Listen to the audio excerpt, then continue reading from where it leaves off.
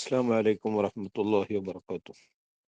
الحمد لله رب العالمين، والصلاة والسلام على أشرف المخلوقين وعلى آله وصحبه أجمعين.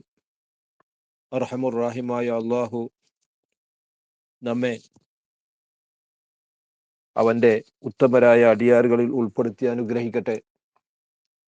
നല്ലതൊക്കെ ചെയ്യാനും നല്ല സ്ഥലങ്ങളിലൊക്കെ എത്താനും അള്ളാഹു നമുക്ക് വിധി നൽകുമാറാവട്ടെ. നോമ്പിനെ നിർബന്ധമാക്കപ്പെട്ടതിനെ പറ്റിയാണ് പറഞ്ഞു വന്നത്. നോമ്പിന്റെ ആദ്യകാലത്ത് ചില കർശന നിയമങ്ങൾ ഉണ്ടായിരുന്നു.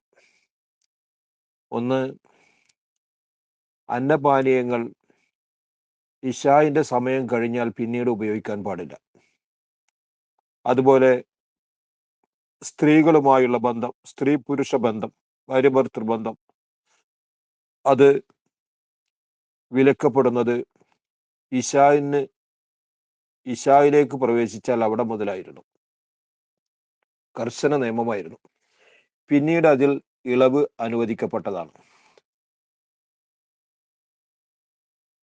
ഈ നിയമം നിലനിൽക്കെ തന്നെ ഒരു ദിവസം ഉമർ ഇബ്നുൽ ഖത്താബ് തങ്ങൾ, താൻ നോമ്പുകാരനായിരുന്നു, പിറ്റേ ദിവസം നോമ്പുകാരനാണ്, അതനുസരിച്ച് ഇന്ന് ഇശ സമയം ആരംഭിച്ചാൽ പിന്നീട് ഇത്തരം കാര്യങ്ങളിലേക്കൊന്നും അടുക്കാൻ പാടില്ല. പക്ഷെ തനിക്ക് തന്നെ പിടിച്ചു നിർത്താൻ കഴിയാത്തൊരവസ്ഥ. അങ്ങനെ താൻ ഭാര്യ ഭർത്തൃ ബന്ധം നടത്തി. അത് സംഭവിച്ചപ്പോൾ വളരെ വലിയ ദുഃഖവും വേദനയും അനുഭവപ്പെട്ടു. ഇങ്ങനെ സംഭവിച്ചു പോയല്ലോ എന്ന്. ഉടനെ റസൂലുള്ളാഹിയുടെ അടുക്കലേക്ക് എത്തിയപ്പോൾ റസൂലുള്ളാഹ് ഈ ആയത്ത്, ഇനി ഓതാൻ പോകുന്ന ആയത്ത് ഓതി കേൾപ്പിച്ചു. അതാണ് പശ്ചാത്തലം. അഊദു ബില്ലാഹി മിനശ് ശൈത്വാനിർ റജീം. ബിസ്മില്ലാഹിർ റഹ്മാനിർ റഹീം. ഉഹില്ല ലക്കും ലൈലത്തസ് സിയാമിർ റഫസു ഇലാ നിസാഇക്കും ഹുന്ന ലിബാസുൽ ലക്കും വഅൻതും ലിബാസുൽ ലഹുൻ അലിമല്ലാഹു അന്നക്കും കുൻതും തഖ്താനൂന അൻഫുസക്കും ഫതാബ അലൈക്കും വഅഫാ അൻകും ഫൽആന ബാശിറൂഹുന്ന വബ്തഗൂ മാ കതബല്ലാഹു ലക്കും وكلوا واشربوا حتى يتبين لكم الخيط الأبيض من الخيط الأسود من الفجر ثم أتموا الصيام إلى الليل ولا تباشروهن وأنتم عاكفون في المساجد تلك حدود الله فلا تقربوها كذلك يبين الله آياته للناس لعلهم يتقون. ഉഹില്ല ലക്കും, നിങ്ങൾക്ക് അനുവദനീയമാക്കപ്പെട്ടിരിക്കുന്നു, ലൈലത്തുസ് സിയാമി, നോമ്പിന്റെ രാത്രിയിൽ, അർ റഫസു ഇലാ നിസായിക്കും, നിങ്ങളുടെ സ്ത്രീകളിലേക്ക് ചേരൽ, അവരുമായുള്ള ബന്ധം പുലർത്തൽ അനുവദനീയമാക്കപ്പെട്ടിരിക്കുന്നു. മുബാശറത്ത്, അവരുമായി ബന്ധപ്പെടൽ, ഇത് അനുവദനീയമാക്കപ്പെട്ടിരിക്കുന്നു. അപ്പൊ ഇത് നേരത്തെ അനുവദനീയമായിരുന്നില്ല, അത് അനുവദിക്കപ്പെട്ടിരിക്കുന്നു. ഹുന്ന, സ്ത്രീകൾ, ഭാര്യമാരായ സ്ത്രീകൾ, ലിബാസുല്ലക്കും, നിങ്ങൾക്കുള്ള വസ്ത്രം പോലെയാകുന്നു, അന്തും, നിങ്ങൾ, ലിബാസുല്ലഹുന്ന, അവർക്കുള്ള വസ്ത്രം പോലെയാകുന്നു. വസ്ത്രത്തിന്റെ ധർമ്മം എന്താ? അത് ആ വസ്ത്രത്തിന്റെ ആളുടെ നാണം മറക്കലാണ്. പ്രകടമായാൽ ഇയാൾക്ക് ലജ്ജ വരും. അങ്ങനെയുള്ള കാര്യത്തിൽ നിന്ന് കാക്കലാണല്ലോ വസ്ത്രത്തിന്റെ തൊഴിൽ. ഇതേ ക്രമത്തിൽ ഭാര്യ ഭർത്താവിൻ്റെയും ഭർത്താവ് ഭാര്യയുടെയും രഹസ്യമായ കാര്യങ്ങളെ കാക്കുന്നു. ഇവന്റെ വികാരം, ഇവളുടെ ആഗ്രഹങ്ങൾ, അത് ഇവർ തമ്മിൽ രഹസ്യമായിട്ട് അതിന് പരിഹാരം കാണുന്നു. ഇയാൾ അവൾക്കും അവൾ ഇയാൾക്കും വസ്ത്രം പോലെയാകുന്നു. നല്ല പ്രയോഗമാണ്. ഹുന്ന ലിബാസുല്ലക്കും അന്തും ലിബാസുല്ലഹുൻ. അവർക്കിടയിൽ ചില രഹസ്യങ്ങളുണ്ട്. അതുണ്ടായതുകൊണ്ട് അവരുടെ ആ ലജ്ജിക്കപ്പെടുന്ന കാര്യം പുറത്തു വരുന്നില്ല, മറ്റുള്ളവർ അറിയുന്നില്ല, അറിയാതെ ഒപ്പിക്കുന്നു. നല്ല പ്രയോഗം. അലിമല്ലാഹു, അള്ളാഹു അറിഞ്ഞിരിക്കുന്നു, അന്നക്കും, തീർച്ചയായും നിങ്ങൾ, കുന്തും തഖ്താനൂന, നിങ്ങൾ ചതിക്കുമെന്ന്, അംഫുസക്കും, നിങ്ങളുടെ നഫ്സിനെ, നിങ്ങളോട് ഇശയുടെ സമയമായാൽ പിന്നീട് ഇത് ചെയ്യരുത് എന്ന് പറഞ്ഞിരുന്നെങ്കിൽ തന്നെ നിങ്ങളിൽ നിന്ന് അത് സംഭവിക്കും എന്ന് അള്ളാഹു അറിഞ്ഞിട്ടുണ്ട്. അങ്ങനെ നിങ്ങളിൽ അത് സംഭവിക്കുകയും ചെയ്തു. ഫതാബ അലൈക്കും, അള്ളാഹു നിങ്ങളുടെ മേൽ ആ പശ്ചാത്താപം സ്വീകരിച്ചു. നിങ്ങളിൽ നിന്ന് സംഭവിച്ചപ്പോൾ സംഭവിക്കാൻ പാടില്ലായിരുന്നുവല്ലോ എന്ന നിലക്ക് അതീവ ദുഃഖിതരായി അത് സംഭവിച്ച ആൾക്കാർ. അള്ളാഹു ഫതാബ അലൈക്കും, നിങ്ങളുടെ മേൽ ആ ഖേദപ്പാടിനെ, ആ പശ്ചാത്താപത്തെ സ്വീകരിച്ചു. വ അഫാ അൻകും, നിങ്ങളെ തൊട്ട് അവൻ വിട്ടുവീഴ്ച ചെയ്യുകയും ചെയ്തു. ഇനിയുള്ള നിയമം ഇങ്ങനെയാണ്. രാത്രി സമയങ്ങളിൽ ബന്ധപ്പെടുന്നതിൻ്റെ ഒരു തെറ്റുമില്ല. ആ അനുവദനീയമായ നിയമം അത് സുബഹി വരെ നീണ്ടു നിൽക്കും. സുബഹിയോടുകൂടെ മാത്രമാണ് ഇനി വിലക്കുള്ളത്. ഫല്ലാന, ഇപ്പോൾ ബാശിറുഹുന്ന, സ്ത്രീകളുമായിട്ട് നിങ്ങൾക്ക് ബന്ധം പുലർത്താം. വബ്തഗൂ, നിങ്ങൾ തേടുകയും ചെയ്യൂ, മാ കതബല്ലാഹു ലക്കും, അല്ലാഹു നിങ്ങൾക്ക് നിശ്ചയിച്ച നിയമമാക്കിയ കാര്യത്തെ. അപ്പോ ഇനി മുതലുള്ള നിയമം നോമ്പുകാരന്റെ രാത്രിയിൽ ഭക്ഷണം കഴിക്കുന്നതിനോ സ്ത്രീ പുരുഷ ബന്ധം പുലർത്തുന്നതിനോ വിരോധമില്ല. വക്കുലു, നിങ്ങൾ ഭക്ഷിക്കൂ, വശ്രബു, നിങ്ങൾ കുടിക്കുകയും ചെയ്യൂ, ഹത്താ യതബയ്യന ലക്കും, നിങ്ങൾക്ക് വെളിവാകുന്നത് വരെ, അൽ ഖൈത്തുൽ അബിയലു, വെളുത്തതായ നൂല്, മിനൽ ഖൈത്തുൽ അസ്വദി, കറുത്ത നൂലിൽ നിന്ന്. ഖൈത്ത് എന്ന് പറഞ്ഞ നൂല് എന്നർത്ഥം. കറുത്ത നൂലിൽ നിന്ന് വെളുത്ത നൂല് വെളിവാകുന്നത് വരെ എന്ന് വെച്ചാൽ കറുപ്പിൽ നിന്ന് വെളുപ്പ് വെളിവാകുന്നത് വരെ എന്ന് വെച്ചാൽ രാത്രിയിൽ നിന്ന് പകല് വേർതിരിയുന്നത് വരെ. ഒരു വെളുത്ത നൂലാണല്ലോ അങ്ങനെ പ്രകടമാകുന്നത്, അൽ ഫജുർ സാദിഖ്. ആ ഫജുർ സാദിഖാകുന്ന വെളുത്ത നൂൽ, ആ വെള്ള നൂല്, ആ പ്രഭാതം വിടരുന്നത് വരെ, ഉദിക്കുന്നത് വരെ, കറുത്ത നൂലിൽ നിന്ന് തന്നെ, രാത്രിയിൽ നിന്ന്. കറുത്ത നൂല് വെളുത്ത നൂല് എന്ന് പറഞ്ഞിട്ട് മനസ്സിലായിട്ടില്ലെങ്കിൽ ആ വെളുത്ത നൂലിന്റെ അർത്ഥം പറയാം, മിനൽ ഫജരി. ആ വെളുത്ത നൂല് കൊണ്ട് ഉദ്ദേശിക്കുന്നത് ഫജറാകുന്നു, പ്രഭാതമാകുന്നു, അൽ ഫജുർ സാദിഖാകുന്നു. അപ്പോ രാത്രിയിൽ നിന്ന് ആ അൽ ഫജുർ സാദിഖ് വെളിവാകുന്നത് വരെ അന്നപാനീയങ്ങളൊക്കെ നിങ്ങൾക്ക് കഴിക്കാം. തുമ്മ അതിമു, പിന്നെ നിങ്ങൾ പരിപൂർണമാക്കൂ, അസുയാമ, നോമ്പിനെ, ഇലല്ലയിലി, രാത്രി വരെ. ഇനി പ്രഭാതം മുതൽ രാത്രി വരെ നോമ്പുകാരന് വിലക്കുള്ള കാര്യങ്ങളൊക്കെ വിലക്കപ്പെട്ടത് തന്നെ, അത് നിർവഹിക്കണം. നേരത്തെ ഉള്ളതിനേക്കാൾ ഒരുപാട് ലഘൂകരിക്കപ്പെട്ടു. അങ്ങനെ രാത്രി വരെ പരിപൂർണമാക്കുമ്പോൾ വലാ തുബാശിറൂഹുന്ന, സ്ത്രീകളുമായിട്ട് നിങ്ങൾ ബന്ധപ്പെടാൻ പാടില്ല. മറ്റൊരു നിയമം പറയണം. എത്തിക്കാഫ് ഇരിക്കുന്ന ആൾക്ക് ഒരു ദിവസം എത്തിക്കാഫ് ഇരിക്കാൻ അയാൾ തീരുമാനിച്ചു, നേർച്ചയാക്കി, അല്ലെങ്കിൽ ഒരാഴ്ച. ഈ എത്തിക്കാഫിനെ മുറിക്കുന്ന കാര്യമാണ് സ്ത്രീ പുരുഷ ബന്ധം. ഒരാൾ ഒരാഴ്ച കാലത്ത് എത്തിക്കാഫ് നേർച്ചയാക്കിയാൽ അയാൾ ആ കാലഘട്ടം പള്ളിയിൽ തന്നെ ഇരിക്കണം. എത്തിക്കാഫ് തന്നെ പള്ളിയിൽ നീയത്തോടു കൂടെ ഇരിക്കലാണല്ലോ. ഇരിക്കലോ കിടക്കലോ നിൽക്കലോ ഒക്കെ പറ്റും, ഉറങ്ങലോ ഒക്കെ എത്തിക്കാഫ് തന്നെ. പക്ഷെ അതിലിടക്ക് വളരെ അനിവാര്യമായ കാര്യങ്ങൾക്ക് പുറത്തിറങ്ങാം. എന്ന് വെച്ചാൽ വിസർജനത്തിന് വേണ്ടിയിട്ട് പുറത്തിറങ്ങാം, ഉളു ചെയ്യേണ്ട ആവശ്യത്തിന് വേണ്ടിയിട്ട് പള്ളിയുടെ പുറത്തേക്ക് വരാം. കാരണം ഇതൊന്നും പള്ളിയിൽ നടക്കുന്ന കാര്യങ്ങളല്ല. എന്നാൽ ഈ പുറത്തേക്ക് കടക്കുന്ന സമയത്ത് ഭാര്യയുമായിട്ട് ബന്ധപ്പെടാൻ പറ്റുമോ? തൊട്ടടുത്ത് തന്നെ വീടുണ്ട്, പറ്റില്ല. അത് എത്തിക്കാഫിനെ മുറിക്കുന്നതാകുന്നു. കർശന നിയമമാണ്. വലാ തുബാശിറുഹുന്ന, സ്ത്രീകളുമായിട്ട് നിങ്ങൾ ബന്ധപ്പെടരുത്. വാന്തും ആക്കിഫൂന ഫിൽ മസാജിദി, നിങ്ങൾ പള്ളിയിൽ എത്തിക്കാഫിരിക്കുന്നവരായിരിക്കെ നിങ്ങൾ അതിലിടക്ക് എത്തിക്കാഫിന്റെ തുടർച്ച മുറിക്കുന്ന രൂപത്തിൽ സ്ത്രീ പുരുഷ ബന്ധം പുലർത്താൻ പാടില്ല. തിൽക്ക, ഈ പറയപ്പെട്ടത്, ഹുദൂദുല്ലാഹി, അള്ളാഹുവിന്റെ പരിധികളാകുന്നു, അള്ളാഹുവിന്റെ ദീനിന്റെ നിയമങ്ങളാകുന്നു, അതിന്റെ പരിധികളാകുന്നു. ഹുദൂദ് എന്ന ഹദ് എന്നതിന്റെ ബഹുവചനാണ് പരിധി. ഫലാ തഖറബു, ഹായ്, പരിധിയിലേക്ക് നിങ്ങൾ അടുക്കരുത്. പരിധിയിലേക്ക് അടുത്താൽ പിന്നെ അതിനപ്പുറത്തേക്ക് ചാടുമല്ലോ, അതുകൊണ്ട് അങ്ങോട്ട് അടുക്കരുത്. കദാലിക, ഈ പറയപ്പെട്ടതുപോലെ, യുബയ്യിനുല്ലാഹു, അല്ലാഹു തആല വിശദീകരിച്ചു തരുന്നു, ആയാത്തിഹി, അവന്റെ ആയാത്തുകളെ അള്ളാഹു വിശദീകരിച്ചു തരുന്നു, ലിന്നാസി, ജനങ്ങൾക്ക്. അള്ളാഹു ആയത്ത് മുഖേന ആയത്തുകളെ അവൻ വിശദീകരിച്ചു തരുന്നു. ശരിക്കും മനസ്സിലാകുന്ന രൂപത്തിൽ അള്ളാഹു വിശദീകരിച്ചു തരുന്നുണ്ട്. എന്തിനാണ് അള്ളാഹു ഇങ്ങനെയൊക്കെ വിശദീകരിച്ചു തരുന്നത്? ലഅല്ലഹും, ആ ജനങ്ങളാകാൻ വേണ്ടി, യത്തഖൂന, സൂക്ഷ്മത പാലിക്കുന്നവരാകാൻ വേണ്ടി. അവർ ചെയ്യുന്ന കാര്യത്തിൽ സൂക്ഷ്മതയുള്ളവരാവണം. ഇന്നതേ ചെയ്യാൻ പാടുള്ളൂ, ഇന്നത് ചെയ്യാൻ പാടില്ല എന്ന് നിയമങ്ങളുണ്ട്, ഏത് കാര്യത്തിലുമുണ്ട്. നോമ്പുകാരനാണെങ്കിൽ അവന് ചിട്ടകളുണ്ട്. അവൻ അതിന്റെ സമയം ആരംഭിച്ചോടെ മുതൽ അത് അവസാനിക്കുന്നത് വരെ അന്നപാനീയങ്ങളിൽ നിന്നൊക്കെ വിട്ടുനിൽക്കണം, സ്ത്രീ ബന്ധത്തിൽ നിന്ന് മാറി നിൽക്കണം. ഇങ്ങനെയുള്ള നിയമങ്ങളുണ്ട്. അത് പാലിക്കണം. ഇഅ്തികാഫ് തുടർച്ചയായ ഇഅ്തികാഫ് വരുത്താൻ തീരുമാനിച്ചാൽ, നിശ്ചയിച്ചു കഴിഞ്ഞാൽ അവൻ അതിലിടക്ക് ഇത്തരം കാര്യങ്ങൾ ചെയ്യാൻ പാടില്ല. എന്നാൽ വുളൂ ചെയ്യാൻ വേണ്ടിയിട്ടോ അല്ലെങ്കിൽ വിസർജന ആവശ്യത്തിന് വേണ്ടിയിട്ടോ പള്ളിയിൽ നിന്ന് പുറത്തു പോകുന്നതിന് തെറ്റില്ല. അത് ഇഅ്തികാഫിനെ മുറിക്കുകയുമില്ല. കാരണം അത് അനിവാര്യമായ, ഒഴിച്ചുകൂടാൻ കഴിയാത്ത കാര്യങ്ങളാണ്. അത് ഒഴിവാണ്. ഇത്തരം കാര്യങ്ങൾ ചെയ്യാമെങ്കിൽ തന്നെ ഇഅ്തികാഫ് ഇരിക്കുന്ന ആൾക്ക്, തുടർച്ചയായ ഇഅ്തികാഫിനെ കരുതിയ ആൾക്ക് സ്ത്രീ പുരുഷ ബന്ധം പുലർത്താൻ പാടില്ല. ഇത് അള്ളാഹു പറഞ്ഞു തരുന്നത് ലഅല്ലഹും യത്തഖൂന, അവർ സൂക്ഷ്മതയുള്ളവരായി തീരാൻ വേണ്ടിയിട്ടാകുന്നു.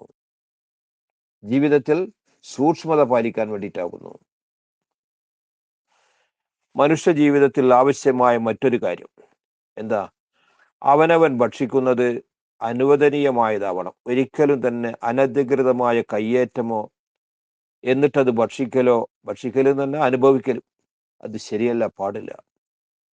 വലാ തഅ്കുലൂ അംവാലക്കും ബൈനക്കും ബിൽ ബാത്തിൽ വതുദ്ലൂ ബിഹാ ഇലൽ ഹുക്കാബി ലിതഅ്കുലൂ ഫരീഖം മിൻ അംവാലിൻ നാസി ബിൽ ഇസ്മി വഅൻതും തഅലമൂൻ. വലാ തഅ്കുലൂ, നിങ്ങൾ ഭക്ഷിക്കരുത്. അംവാലക്കും, നിങ്ങളുടെ സമ്പത്തുക്കളെ നിങ്ങൾ ഭക്ഷിക്കരുത്. ബൈനക്കും, ആ സമ്പത്തിന്റെ സ്വഭാവം എന്താണ്? അത് നിങ്ങൾക്കിടയിലുള്ളതാണ്. ഒരിക്കൽ ഇവിടെ വരും, മറ്റൊരിക്കൽ അവിടെ പോകും, വേറൊരിക്കൽ പോകും. അങ്ങനെ കറങ്ങി കറങ്ങി നിങ്ങളുടെ അടുക്കലേക്ക് തന്നെ എത്തും. അപ്പൊ നിങ്ങളുടെ ഇടയിലുള്ള ഈ സമ്പത്ത്, നിന്റെ കീശയിൽ നിന്ന് പോകുന്ന കാശ് ചിലപ്പോൾ മത്സ്യക്കച്ചവടക്കാരന്റെ കീശയിലെത്തുന്നു, അയാളുടേത് ഇറച്ചിക്കടയിൽ പോകുന്നു, അങ്ങനെ കള്ളുഷാപ്പിൽ പോകുന്നു, അങ്ങനെ പലയിടത്തും സഞ്ചരിച്ച് ചിലപ്പോൾ നിന്നിലേക്ക് തന്നെ തിരിച്ചു വരുന്നു. ഇങ്ങനെ നിങ്ങളുടെ ഇടയിൽ ഇങ്ങനെ കറങ്ങിക്കൊണ്ടിരിക്കുന്ന പണിയാണ് സമ്പത്തിനുള്ളത്. അത്തരം സമ്പത്തുകളെ നിങ്ങൾ ഭക്ഷിക്കരുത് എന്ന് പറഞ്ഞാൽ അതിനെ അനുഭവിക്കരുത്. ബിൽ ബാത്തിലി, ബാത്തിലോട് ബന്ധിച്ചുകൊണ്ട് അർഹതപ്പെട്ടതേ അനുഭവിക്കാവൂ, അർഹതപ്പെട്ടതേ ഭക്ഷിക്കാവൂ, മക്കൾക്ക് തിന്നാൻ കൊടുക്കാവൂ. ബാത്തിലുമായിട്ട് ബന്ധപ്പെട്ടതിനെ നിങ്ങൾ ഒരിക്കലും അനുഭവിക്കരുത്. തുദുലൂബിഹ, ആ സമ്പത്തിന്റെ ആവശ്യമായിട്ട് നിങ്ങൾ ഇലൽ ഹുക്കാമി, ഭരണാധികാരികളിലേക്ക് കേസ് കൊടുക്കരുത്. കള്ളക്കേസ് കൊടുത്തിട്ട് മറ്റാളുടെ സമ്പത്ത് തട്ടിയെടുക്കുക, അയാൾക്കത് തെളിയിക്കാനുള്ള പ്രാപ്തിയില്ല, കഴിവില്ല. അങ്ങനെ വരുമ്പോൾ വാചാലനായി നിനക്ക് സമ്പത്ത് കിട്ടും. ഇത് കോടതി വിധിയിൽ നിനക്ക് കിട്ടിയെങ്കിൽ തന്നെ യഥാർത്ഥത്തിൽ നിനക്ക് കിട്ടുന്നതല്ലാതെ അത് ബാത്തിലാണ്, നിരർത്ഥകമായ, അർത്ഥമില്ലാത്ത രൂപത്തിൽ, പാടില്ലാത്ത രൂപത്തിലാണ് നീ അനുഭവിക്കുന്നത്. തുദുലൂബിഹ, ആ സമ്പത്തിന്റെ ആവശ്യം കൊണ്ട് നീ കേസ് കൊടുക്കരുത്, പരാതിപ്പെടരുത്. ഇലൽ ഹുക്കാമി, ഭരണാധികാരിയിലേക്ക്. എന്താ ആവശ്യം? തഅ്കുലൂ, നിങ്ങൾ ഭക്ഷിക്കാൻ വേണ്ടി, ഫരീഖം മിൻ അംവാലിന്നാസി, ജനങ്ങളുടെ സമ്പത്തിൽ നിന്നുള്ള ഒരു ഓഹരിയെ, ബിൽ ഇസ്മി, കുറ്റകരമായ രൂപത്തിൽ. ഇങ്ങനെ ഭരണാധികാരിയെ സമീപിച്ചാൽ ആ ഭരണാധികാരിയുടെ മുന്നിൽ നിനക്ക് പറയാനുള്ളത് തെറ്റായ രൂപത്തിൽ നീ പറഞ്ഞിട്ട് വാചാലനായിട്ട്, അല്ലെങ്കിൽ നിന്റെ വക്കീൽ പ്രഗത്ഭനായതുകൊണ്ട് നിനക്ക് നേടിയെടുക്കാൻ പറ്റി എന്ന് വരും. അങ്ങനെ പറ്റുമ്പോൾ ആ ബലഹീനനായ മനുഷ്യന് അവൻ്റേത് നഷ്ടപ്പെടുന്നു, നിനക്ക് കിട്ടുന്നു. നിനക്ക് കിട്ടുന്നത് അർഹതയില്ലാത്ത കിട്ടലാണ്. മറ്റാളിൽ നിന്ന് നഷ്ടപ്പെടുന്നത് ആ പാവം മനുഷ്യന്റെ അധ്വാന ഫലമാണ്. അങ്ങനെ നിങ്ങൾ ചെയ്യരുത്. ബിൽ ഇസ്മി, കുറ്റത്തോട് ബന്ധിച്ചുകൊണ്ട് നിങ്ങൾ അതിനെ ഭക്ഷിക്കാൻ വേണ്ടിയിട്ടാണ് ഇതൊക്കെ ചെയ്യുന്നത്. അപ്പൊ സമ്പത്തിന്റെ പിന്നാലെയുള്ള ഈ നെട്ടോട്ടമുണ്ടല്ലോ, അതൊരിക്കലും പാടില്ല. സമ്പത്ത് എങ്ങനെ സമ്പാദിച്ചു എന്നൊരു ചോദ്യം നാളെ പരലോകത്തുണ്ട്. കിട്ടിയ സമ്പത്ത് നീ എങ്ങനെ ചെലവഴിച്ചു എന്നൊരു ചോദ്യമുണ്ട്. നിന്റെ മക്കൾക്ക് നീ ഭക്ഷിപ്പിച്ചതിനെ പറ്റി നാളെ പരലോകത്തെത്തുന്ന സമയത്ത് ആ മക്കൾ നിനക്ക് എതിരാകും. എനിക്ക് ഈ മനുഷ്യൻ ചീത്തയായ സമ്പത്താണ് ഭക്ഷിപ്പിച്ചത് എന്ന് പറഞ്ഞുകൊണ്ട് നിനക്ക് എതിരാകുന്ന രംഗമുണ്ട്. ഭാര്യ എതിരാകും. നീ എന്തെല്ലാം ചെയ്തിട്ടുണ്ടോ, ഇവരെ സന്തോഷിപ്പിക്കാൻ വേണ്ടിയിട്ടായിരിക്കാം ഇതൊക്കെ ചെയ്തത്. പക്ഷേ ഇതൊക്കെ നാളെ തിരിച്ചടിയായി മാറും. അതുകൊണ്ട് ഒരിക്കലും തന്നെ സമ്പത്തുക്കളെ നിങ്ങൾ ഭക്ഷിക്കുന്നത്, അനുഭവിക്കുന്നത് അതിന്റെ മാർഗമല്ലാത്ത രൂപത്തിൽ, ബാത്തിലായ രൂപത്തിൽ, അനധികൃതമായ രൂപത്തിലാകാൻ പാടില്ല. അതിന് വേണ്ടിയിട്ട് നിങ്ങൾ കോടതിയെ സമീപിക്കുകയോ ജനങ്ങളുടെ സമ്പത്തിൽ നിന്ന് ഒരു ഭാഗം കുറ്റകരമായ രൂപത്തിൽ നിങ്ങൾ കൈപ്പറ്റി അതിനെ ഭക്ഷിക്കുകയോ അനുഭവിക്കുകയോ ചെയ്യരുത്. വാന്തും താലമൂന, ബോധപൂർവം, ചിലപ്പോൾ അറിയാതെ നിങ്ങളുടേതാണെന്ന് കരുതിയിട്ട്, അത് വേറെ കേസ്. ഇതല്ല, കരുതി കൂട്ടിയിട്ട് തന്നെ മറ്റുള്ളവന്റെ സമ്പത്ത് അപഹരിക്കുക, അതിനുള്ള മാർഗം കണ്ടെത്തുക, അതിനു വേണ്ടിയിട്ട് വാദിക്കുക, കോടതി കയറി ഇറങ്ങുക, വക്കീലിനെ കണ്ടെത്തുക. ഇങ്ങനെ ചെയ്യുന്ന ഈ പരിപാടി ഉണ്ടല്ലോ, വാന്തും താലമൂന, ബോധപൂർവം നിങ്ങൾ കരുതിക്കൂട്ടി ചെയ്യുന്നവരാകുന്നു, അത് ചെയ്യരുത്. ഇങ്ങനെ മനുഷ്യ ജീവിതത്തിൽ അനിവാര്യമായ കാര്യങ്ങളാണ് പറയുന്നത്. ഇനി മറ്റൊരു വിഷയത്തിലേക്കാണ് കടക്കുന്നത്. സ്വഹാബാക്കൾ വന്നിട്ട് ചോദിച്ചു, ഈ ഹിലാല്, ഖമർ, ബദർ മൂന്നുണ്ട്. ചന്ദ്രന് 3 പേരുണ്ട്. ഒന്ന് ഹിലാല്, മാസപ്പിറവിയുടെ ദിവസം അതിന് ഹിലാൽ എന്ന് പറയാം. നേരിയ രൂപത്തിൽ മാത്രം സൂക്ഷ്മമായിട്ട് നോക്കിയാൽ മാത്രം കാണുന്ന ആ ചന്ദ്രന് ഹിലാല് എന്ന് പറയും, തേങ്ങാപ്പൂള് പോലെ കാണുന്നത്. അവിടെ നിന്ന് വിട്ടാൽ അതിന് ഖമർ എന്നാ പറയാം, ചന്ദ്രൻ. അതിന്റെ പരിപൂർണതയിൽ എത്തുന്ന 14-ാം നിലാവുണ്ടല്ലോ, അന്ന് അതിന്റെ പേര് ബദർ എന്നാണ്. ബദർ. ഇങ്ങനെ 3 പേരുണ്ട്. സാധനം ഒന്ന് തന്നെ, സമയത്തിനനുസരിച്ച് അതിന്റെ ആകൃതിക്ക് അനുസരിച്ച് പേരുകൾ മാറി വരുന്നു. അവർ വന്നിട്ട് ചോദിച്ചു, ഈ ഹിലാലുകൾ ഇങ്ങനെ മാറ്റം വരുന്നുണ്ടല്ലോ, ഒരു ദിവസം അങ്ങനെ, പിറ്റേ ദിവസം വലുതാകുന്നു, അങ്ങനെ പിറ്റേ ദിവസം പിന്നെയും വളരുന്നു, അങ്ങനെ വളർന്ന് വളർന്ന് പരിപൂർണമായി തീരുന്നു, പിന്നെ അത് ചെറുതായി ചെത്തിപ്പോയിട്ട് ഇങ്ങനെ ചെറുതായിട്ട് വളരെ ചെറുതായിട്ട് എങ്ങനെയാണോ തുടങ്ങപ്പെട്ടത് അതേ രൂപത്തിൽ അവസാനിക്കുന്നു. ഇങ്ങനെ കാണുന്നുണ്ടല്ലോ, ഇതിന്റെ കാരണം എന്താണ് എന്നാണ് ചോദ്യം. യഥാർത്ഥത്തിൽ അന്ന് ആ ചോദ്യം ചോദിച്ചാൽ അതിന് ഉത്തരം പറഞ്ഞാൽ അവർക്ക് തിരിയുന്ന ഒരു രൂപമല്ല. ശാസ്ത്രം പുരോഗമിച്ചിട്ടൊന്നുമില്ല. ഇന്നിപ്പോ ഏത് കുട്ടികളോട് ചോദിച്ചാലും അത് ഉത്തരം പറയാൻ പറ്റിയിട്ട് വരും.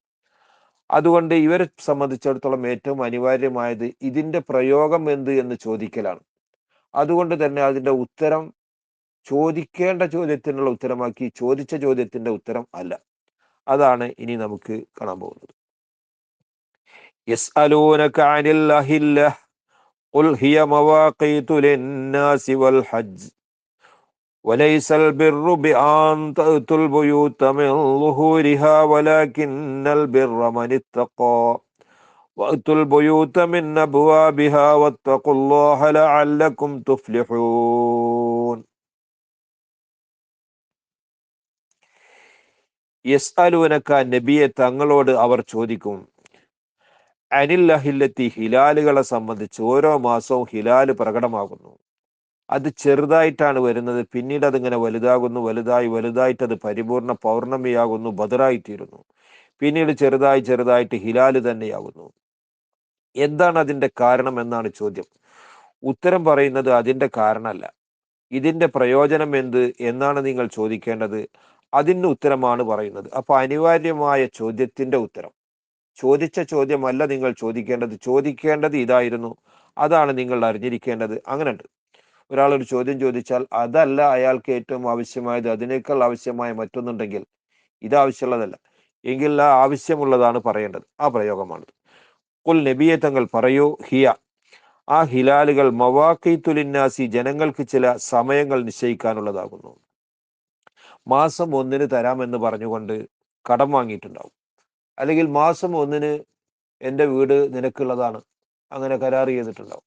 ഇങ്ങനെ ഈ ഹിലാലുമായിട്ട് ബന്ധപ്പെടുത്തിക്കൊണ്ട് ചില കാര്യങ്ങളൊക്കെ ഉണ്ടെങ്കിൽ അതിന്റെ സമയം നിർണ്ണയിക്കാനുള്ളതാണ് ഈ ഹിലാലുകൾ. അതിന്റെ പ്രയോജനം ഇതാകുന്നു. വൽ ഹജ്ജി, അതുപോലെ ഹജ്ജിന്റെ മീഖാത്തുകളാകുന്നു. ഹജ്ജിന് സ്ഥലത്തിന്റെ മീഖാത്തുണ്ട്. അള്ളാഹു നമുക്കൊക്കെ ഹജ്ജ് ചെയ്യാനും ഉംറ ചെയ്യാനും സിയാറത്ത് ചെയ്യാനുള്ള തൗഫീക്ക് നൽകുമാറാവട്ടെ.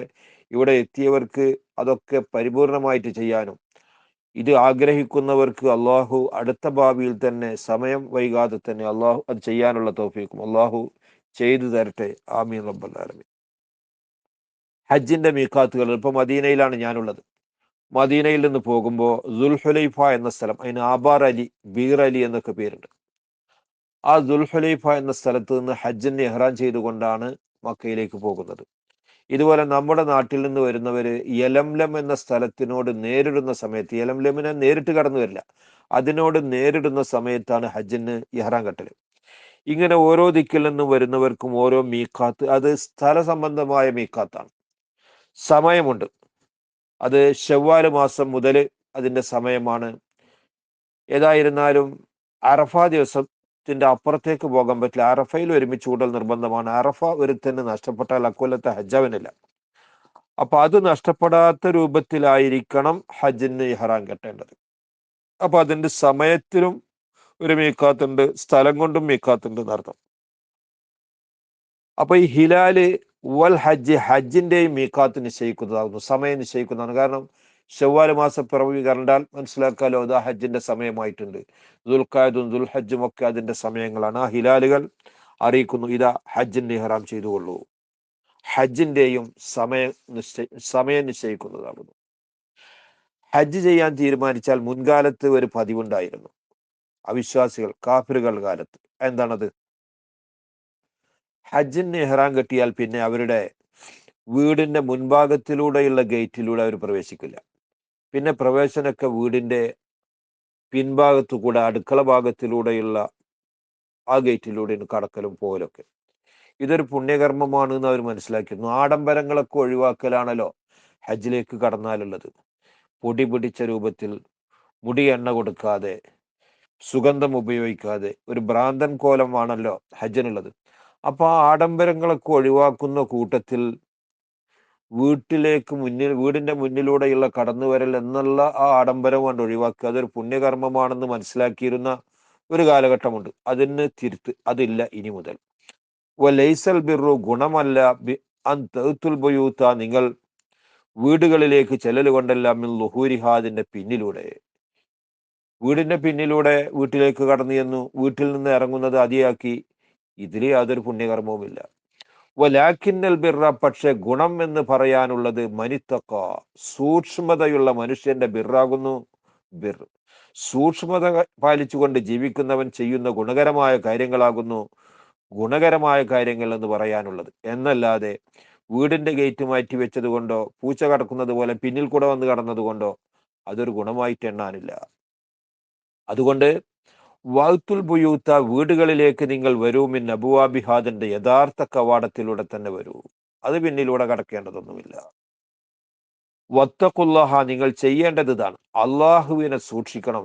ഓരോ കാര്യങ്ങളും വരുമ്പോൾ, ഓരോ സമയം വരുമ്പോൾ ഇവിടെ അള്ളാഹുവിന്റെ നിലപാടെന്ത്, അള്ളാഹു എന്നോട് പറഞ്ഞതെന്ത്, ദീന് എന്നെ പഠിപ്പിക്കുന്നതെന്ത്, അത് മനസ്സിലാക്കിക്കൊണ്ട് ആ ചിട്ട അനുസരിച്ച് തന്നെ നീങ്ങണം. വത്തഖുല്ലാഹ, അള്ളാഹുവിനെ നിങ്ങൾ സൂക്ഷിക്കണം.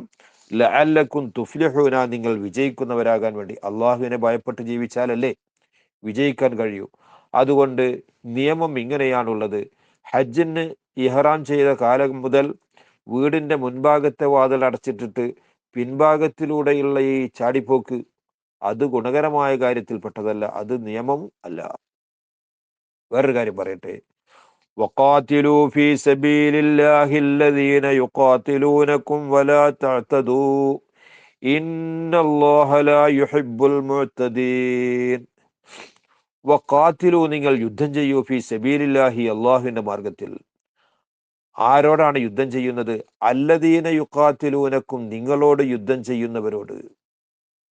വളരെ സൂക്ഷ്മതയോടുകൂടെയാണ് ഒരു യുദ്ധരംഗത്തെ അള്ളാഹു കൈകാര്യം ചെയ്തിട്ടുള്ളത്. അള്ളാഹുവിന്റെ മാർഗത്തിലായിരിക്കണം നിങ്ങൾ യുദ്ധം ചെയ്യുന്നത്. ഇവനോടൊരു എതിർപ്പോ ഇവനെ തകർക്കണമെന്ന ചിന്തയോ വ്യക്തിപരമായ വൈരാഗ്യമോ കാരണമാകരുത്. അള്ളാഹുവിന്റെ മാർഗത്തിൽ നിങ്ങൾ യുദ്ധം ചെയ്യണം. ആരോട്? നിങ്ങളോട് യുദ്ധം ചെയ്യുന്നവരോട്. അല്ലദീന യുഖാതിലൂനകും, നിങ്ങളോട് ആരാണോ യുദ്ധം ചെയ്യുന്നത് അവരോട്. അപ്പൊ ഇങ്ങോട്ട് ഏറ്റുമുട്ടാൻ വരാത്ത ഒരുത്തനോട് നിങ്ങൾ യുദ്ധം ചെയ്യാൻ പാടില്ല. വലാ തഅ്തദൂ, നിങ്ങൾ അതിർത്തി ലംഘിക്കാൻ പാടില്ല. യുദ്ധത്തിന്റെ നിയമങ്ങളാണ് പഠിപ്പിക്കുന്നത്. ഇങ്ങോട്ട് വരുന്ന ശത്രുവിനോടെ അങ്ങോട്ട് യുദ്ധം ചെയ്യാൻ പറ്റൂ. വലാ തഅ്തദൂ, നിങ്ങൾ പരിധി ലംഘിക്കാൻ പാടില്ല.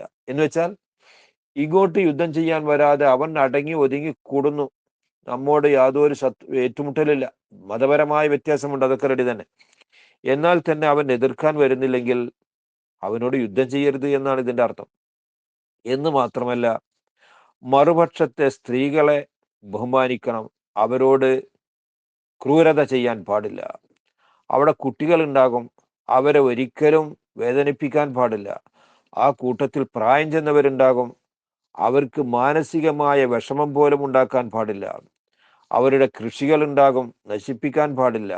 അവരുടെ സമ്പത്തുണ്ടാകും, അത് തീകൊളുത്താൻ പാടില്ല. ഇങ്ങനെ വളരെ കർശനമായ നിയമമാണ് യുദ്ധത്തിനുള്ളത്. യുദ്ധവേളയിലും നിയമങ്ങൾ, മനുഷ്യപരമായ നിയമങ്ങൾ പാലിച്ചിരിക്കണം. എത്ര വലിയ ഒരു കാര്യമാണ് ഇവിടെ പറഞ്ഞത്. ഇങ്ങനെയുള്ള ഇസ്ലാമിനെയാണ് യുദ്ധക്കൊതിയുടെ മതമാണെന്ന് പറഞ്ഞുകൊണ്ട് തെറ്റിദ്ധരിപ്പിക്കുന്നത്. ഒരിക്കലും ശരിയല്ല. ഒരൊറ്റ യുദ്ധത്തിൽ പോലും ക്രൂരത കാണാൻ കഴിയില്ല. ഉഹദ് യുദ്ധത്തിൽ മഹാനായ ഹംസത്തുൽ കർറാർ റളിയല്ലാഹു അൻഹുവിനെ ശത്രുക്കൾ കൊലപ്പെടുത്തിയിട്ട് കണ്ണ് ചൂഴ്ന്നെടുത്തു, വിരലുകളൊക്കെ മുറിച്ചെടുത്തു, നാക്ക് മുറിച്ചെടുത്തു, മൂക്ക് മുറിച്ചെടുത്തു, ചെവികൾ മുറിച്ചെടുത്തു, ഇങ്ങനെ വികൃതമാക്കി. ഈ ഒരു സഹാബിയുടേത് മാത്രമല്ല, മറ്റു പല സഹാബിമാരുടെയും. പക്ഷേ ചരിത്രത്തിൽ നോക്കിയാൽ കാണാം, ഒരൊറ്റ മനുഷ്യനെ ഇതുപോലെ വികൃതമാക്കുകയോ അതില്ല. യുദ്ധം ചെയ്യുന്ന സമയത്ത് ശത്രു വിജയിക്കണമെന്ന് ഒരിക്കലും ആഗ്രഹിക്കാറും ഇല്ല. നമ്മുടെ പക്ഷം വിജയിക്കണം എന്നേ ഉദ്ദേശിക്കാറുള്ളൂ. അത് അള്ളാഹു ഏൽപ്പിച്ചത് കൊണ്ട്. അള്ളാഹുവിന്റെ മാർഗത്തിൽ നിങ്ങൾ യുദ്ധം ചെയ്യൂ. അല്ലദീന യുഖാത്തിലൂനക്കും, നിങ്ങളോട് പടപരുതാൻ വരുന്നവരോട് മാത്രം. അപ്പോ യുദ്ധത്തിലെ നിയമങ്ങൾ വളരെ കർശനമാണ്, നീതിപൂർവമാണ്. ഏത് കാലത്തും ഈ പുസ്തകം മറിച്ചാൽ, യുദ്ധത്തിന്റെ നിയമങ്ങൾ ദീന് പഠിപ്പിച്ചത് മറിച്ചാൽ നീതി മാത്രമേ കാണൂ, അനീതിയുടെ ഒരല്പം പോലും കാണില്ല. വലാ തഅ്തദൂ, നിങ്ങൾ ഒരിക്കലും അക്രമം ചെയ്യാൻ പാടില്ല. അതാണ് ബലഹീനരെ ആക്രമിക്കുകയോ അവരുടെ കൃഷിനാശം വരുത്തുകയോ കുട്ടികളെ വേദനിപ്പിക്കുകയോ സ്ത്രീകളെ കടുങ്കൈ ചെയ്യുകയോ ഇതൊന്നും പാടില്ല. ഇന്നല്ലാഹ, തീർച്ചയായും അല്ലാഹു തആല ലാ യുഹിബ്ബുൽ മുഅ്തദീന, പരിധി ലംഘിക്കുന്ന ആരെയും അല്ലാഹു ഇഷ്ടപ്പെടുകയില്ല. എന്തിനും ഒരു പരിധിയുണ്ട്. ആ പരിധിയിൽ ഒതുങ്ങി നിന്നുകൊണ്ട് മാത്രമേ ഏറ്റുമുട്ടലടക്കം യുദ്ധമടക്കം പോൽ ചെയ്യാൻ പാടുള്ളൂ. അതിൻ്റെ അപ്പുറത്തേക്ക് ലംഘിച്ച് കടക്കുന്നവരെ അള്ളാഹു ഒരിക്കലും ഇഷ്ടപ്പെടുകയില്ല. ഇങ്ങനെയാണ് ഇസ്ലാമിന്റെ നിയമമുള്ളത്. അർഹമുറാഹിമായ അള്ളാഹു അവന്റെ ദീനിന്റെ ചിട്ടകൾ പാലിച്ചുകൊണ്ട്, ജീവിതത്തിലെ പാലിക്കേണ്ട കാര്യങ്ങളൊക്കെ പാലിച്ചുകൊണ്ട് ജീവിക്കാൻ നമുക്ക് തൗഫീക്ക് നൽകുമാറാകട്ടെ. ആമീന ആമീന ബിറഹ്മതിക യാ അർഹമർ റഹീമീൻ.